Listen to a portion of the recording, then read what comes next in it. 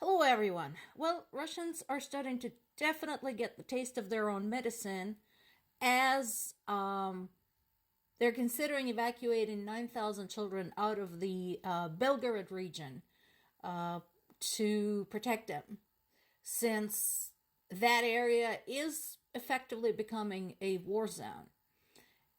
Now, I have never felt any animosity toward Russian children. I feel bad for them that they're living in that shithole. I wish they could be rescued out of there. Unlike Russian people who are saying that Ukrainian children should be murdered because they will grow up and attempt to avenge their parents and grandparents. So there's that. But anyway, so this is happening. And again, the information we have so far is coming from Russian sources. So big grain of salt. Keep that in mind. Now, interesting thing is emerging from what is being posted on Russian social media.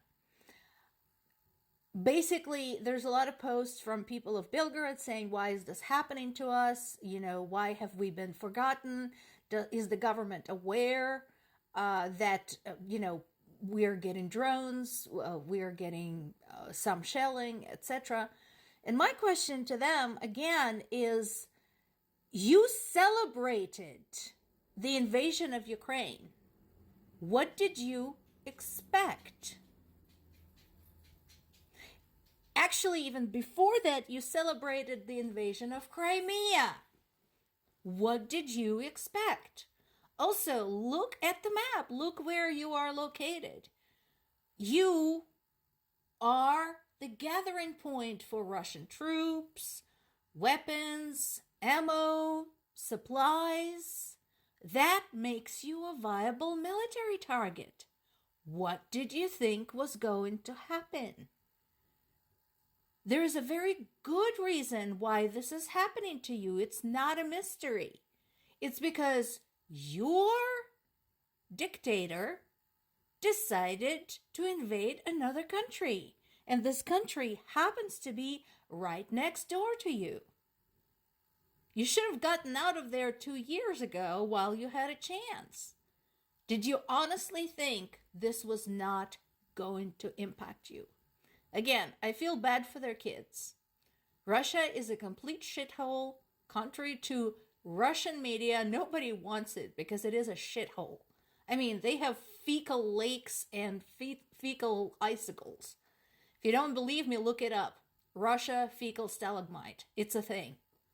So, why would anybody want to live in a country where shit is dripping out of the pipes? But I do feel bad for their kids. I wish there was a way to get them the hell out of there before they get completely brainwashed. But that is not within our control. On the subject of Russia attempting to infect other countries, again, this has been said many, many times. This will continue happening until Russia is stopped. In this particular case, as part of their election, they tried to also force one of Moldova's regions to vote to split away and become basically a Russian province. That was not approved by the local government. You can't just put polling machines or voting machines in polling places in another country and decide that it's okay. So Moldova said no. And because Russia attempted this underhanded thing, Moldova expelled the Russian diplomat. And again, I don't know what Russia thought they were going to achieve. Did they think that kind of going around Moldovan government, they were just going to miraculously make people support them? Because that didn't work. Just like it didn't work when they came barging into Ukraine and expected people to just surrender. Yeah. So they're clearly not learning their lesson. We already know that not everybody showed up to vote in Russia's election, and not everybody who did show up voted for Putin.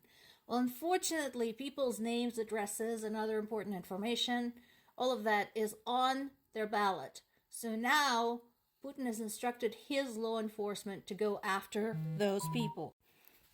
They're described as traitors. There's now a massive social media campaign basically encouraging people to return to 1937 under Stalin's rule where anybody could point at their neighbor, their coworker, even their family member and say, this and such is the enemy of the people.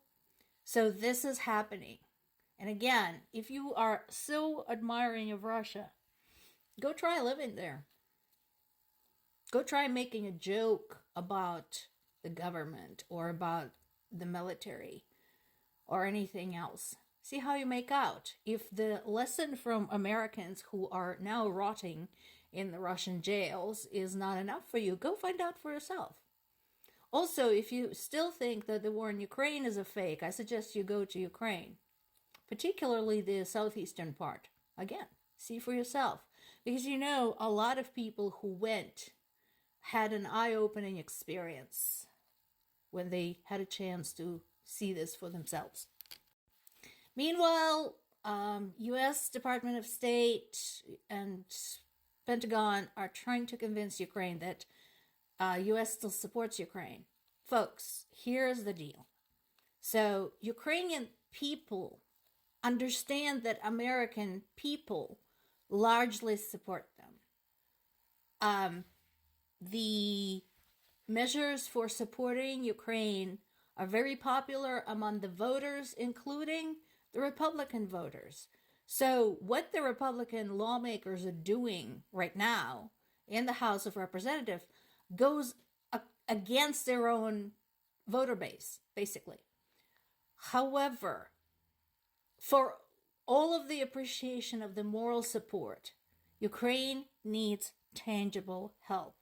Somebody in one of the Ukrainian sources has written, one of the soldiers has written, said, it's nice to be able to fire back.